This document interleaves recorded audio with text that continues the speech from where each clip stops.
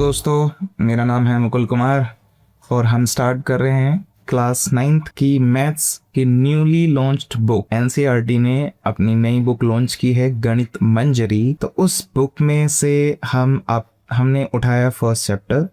तो first chapter क्या है देखते हैं। आपको जो फर्स्ट चैप्टर है उसका नाम है ओरिएंटिंग योरसेल्फ। क्या नाम है इसका? Orienting yourself.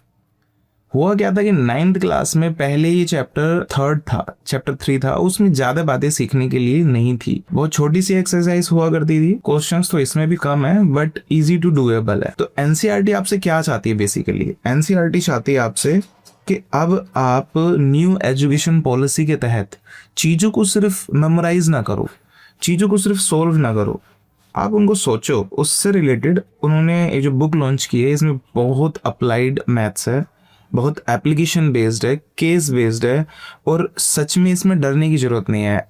As long as you have a teacher who has a conceptual clarity, जब तक आपके पास कोई ऐसा टीचर है कि उसके पास कंसेप्चुअल क्लैरिटी है और आप उनसे पढ़ रहे हैं, the teacher can be anyone, वो कोई भी हो सकता है, ठीक है ना। अगर आप उनसे पढ़ रहे हैं या मुझसे पढ़ रहे हैं तो आपको कंसेप्चुअल क्लैरिटी है, तो सीरियसली आपको कोई क्वेश्चन डिस्टर्ब नहीं करेगा। बहुत इंटरेस्टिंग चैप्टर है, आप लोग स्मार्ट हैं, ब्रिलियंट हैं, इसीलिए उन्होंने आपको इस तरह से एक नए सिनेरियो में बांटा है। काफी सालों बाद एनसीईआरटी ने अपने सिलेबस में ये शिफ्ट किया है, चेंज किया है, जो कि देखने में बहुत आसान लगता है। तो देखते हैं इस चैप्टर में एक्चुअल में वो पूछना क्या चाहते हैं आपसे। चाहते क्या हैं कि आपको क्या क्लैरिटी मिले। तो देखिए, हिस्ट्री से ही काफी समय पहले से ही देखिए इस चैप्टर की शुरुआत भी कैसे करते हैं वो लोग। मजा आता है, देखो समझने में चाहिए, वो मजा आता है। उन्होंने चैप्टर की स्टार्टिंग कैसे की है, देखिए इंट्रोडक्शन, और इंट्रोडक्शन में इन्होंने हिस्टोरिकल एस्पेक्ट को टच किया है। ये हिस्सा देखोगे आप, आर्यभट्टा का नाम मेंशन है, टोलमी का नाम मेंशन है, ब्रह्मगुप्ता का नाम मेंशन है। तो हिस्टोरिकल टच दिया है बुक में।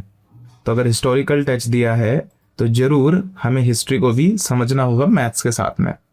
इसके लिए मैंने आपको प्रॉपर नोट्स प्रोवाइड किए हुए हैं, जो हम यहाँ देखेंगे कि प्रॉपर क्लासिफिकेशन किया हुआ है मैंने। वे एक बार में तो ये भी नहीं सुनता है, ये रहा, ठीक है। कौन से साइंटिस्ट किस सिविलाइजेशन के टाइम पे, किस टाइम पीरियड पे उन्होंने क्या क्या कंट्रीब्यूशन किया है, उनके कंसेप्ट्स फॉर्मूले क्या हैं, और उन सब चीज़ों को जो उन्होंने किया है कोऑर्डिनेट ज्योमेट्री में किस तरह से अप्लाई कर सकते हैं, ये चीज़ें उन्होंने बेसिकली हमको डिफाइन की हैं। तो ये सारी बातें आपकी मैथ्स की बुक में मेंशन है, ये नोट्स की फॉर्म में मैंने डिलीवर कर दी हैं। अभी हम ये देखने वाले हैं, ठीक है जी। तो जैसे इसमें लिखा हुआ है, the invisible architecture of space. जो अर्थ है, अर्थ पे बहुत सारी लाइंस खींची हुई हैं, वो है नहीं एक्चुअल में, कोई लाइंस ये है नहीं इन रियल, बट ये इमेजिनरी लाइंस है। क्यों बनाई गई है? क्योंकि हम ग्रिड सिस्टम क्रिएट करना चाहते हैं। क्या होता है ये ग्रिड सिस्टम? जैसे आपकी मैथ्स की नोटबुक होती थी, उसमें बहुत सारी पैरेलल लाइंस होती थी, वर्टिकल एंड हॉरिजॉन्टल, उसी को हम कहते हैं ग्रिड सिस्टम। ग्रिड सिस्टम में हर एक डिस्टेंस जो होती है वो एक फिक्स लेंथ की होती है, गैप सेम होता है, ठीक है। तो हमने अर्थ में इस तरह से बहुत सारी लाइन खींच करके अर्थ पे कोऑर्डिनेशन का काम किया है, ऑब्जेक्ट्स को लोकेट करने का काम किया है। आप ऐसे भी समझ सकते हैं, जैसे आपके घर का एड्रेस है, गूगल मैप से आपको पता चल जाता है। गूगल मैप पूरा का पूरा entirely based on this concept only, वो पूरा का पूरा इस पे बेस्ड है, ठीक है। और इस लेक्चर में, इस वीडियो में मेरा मेन काम क्या है, मैं आपको डिलीवर क्या करना चाहता हूँ। मैं चाहता हूँ आप इसका ना एक एस्पेक्ट समझे, why we are actually studying this. हम ये कंसेप्ट कोऑर्डिनेट ज्योमेट्री एक्चुअल में पढ़ना क्यों चाहते हैं। तो ये मैप्स हैं, मैप्स में भी आपने ग्रिड सिस्टम पूरा क्रिएट कर रखा है, जिससे कि हम लोकेट कर सकते हैं कौन सी चीज़ कहाँ पे प्रेजेंट है, ठीक है ना। अलग अलग जगह हमको चीज़ें, ये है कनाडा है, ये अमेरिका है, USA, United states of America.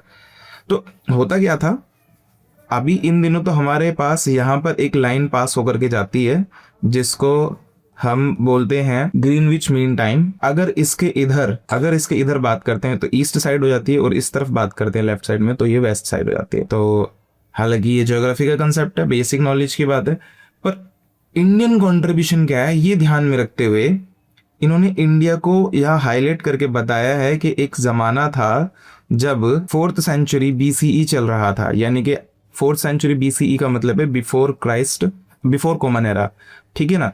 तो 4th सेंचुरी BC हम लगभग मान सकते हैं आज से अराउंड 2500 ईयर्स, लगभग 2500 साल पहले उज्जैनी मेरिडियन, ये इंडिया में जो भोपाल के पास मध्य प्रदेश में जो उज्जैन वाला इलाका है, उसको हमने मेनली क्या माना हुआ था, मेरिडियन माना हुआ था। यानी कि हम यहाँ से देश दुनिया को मेजर करते थे कि कौन किस साइड में, तो ये मेन पॉइंट हुआ करता था। ठीक है, तो ऐसा नहीं है कि जो डेकार्टिस ने कार्टेशियन प्लेन हमें दे दिया तो उनका कंट्रीब्यूशन अपनी दुनिया में है, वो पूजनीय है, they are respected people, scientists, mathematicians. But हमें अपने एक हिस्टोरिकल बैकग्राउंड को भी ध्यान में रखना है कि इंडिया का भी बहुत बड़ा कंट्रीब्यूशन है। हमारे यहाँ के ऋषि मुनि एंड मैथमेटिशियन, गणितज्ञ जो हुए हैं, उन्होंने बहुत डिस्कवरीज पहले भी की हुई थी। हमारे स्क्रिप्चर्स वगैरह, हमारी टेक्स्ट वगैरह किसी न किसी कारण से डिस्ट्रॉय हो गए हैं, तो हमें एक्चुअल पिक्चर कई बार देखने के लिए नहीं मिलती। तो ये गवर्नमेंट का प्रयास है कि हम एक अच्छे तरीके से मैथ्स को स्टडी करें, अपना पास्ट को देखते हुए आगे बढ़े। स्काई में देखो आर्यभट्टा का नाम लिखा हुआ है, ठीक है ना। इधर ब्रह्मपुत्र जीरो ओरिजिन से रिलेटेड है। प्लेन में आपने डेकार्टिस का नाम तो लिया हुआ है। तो दुनिया भर में जितने भी साइंटिस्ट हुए हैं उनकी रिस्पेक्ट अपनी अपनी जगह है, but Indian contribution is not to be forgetted. भारत में भी कंट्रीब्यूशन बहुत अच्छे से किया गया था मैथमेटिकल वर्ल्ड में। तो देखो अब आपको मैथ्स में वो कैसे सिखाना चाहते हैं, उन्होंने रियान का एक रूम लिया है। रियान के रूम को आपका बेस समझा करके, बना करके आपको कोऑर्डिनेशन सिखाने की एक कोशिश है, ठीक है ना। आपकी एनसीईआरटी बुक इस रूम की हेल्प से चीजों को समझाएगी, बट फिर भी इसको बेहतर समझने के लिए हमको कुछ बेसिक्स कवर करने होंगे, जो कि इससे आने वाली नेक्स्ट वीडियो में होंगे, इसके बाद वाली वीडियो में होंगे। अभी इसमें एक इंटरेस्टिंग चीज है,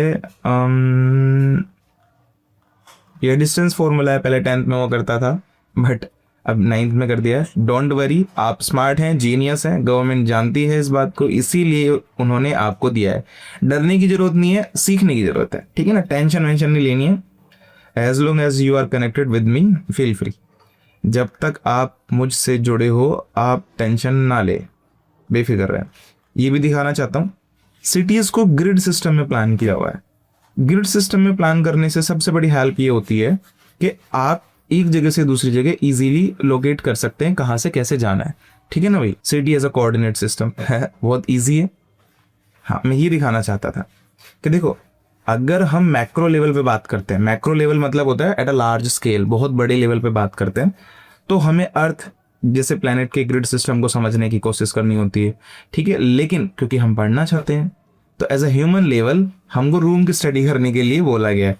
तो आपने देखा रियान का रूम है, रियान का रूम किस तरह से, बाथरूम कौन सा, विंडो कहाँ, डोर कहाँ, टेबल, ये सारी चीजें उसमें लोकेटेड है।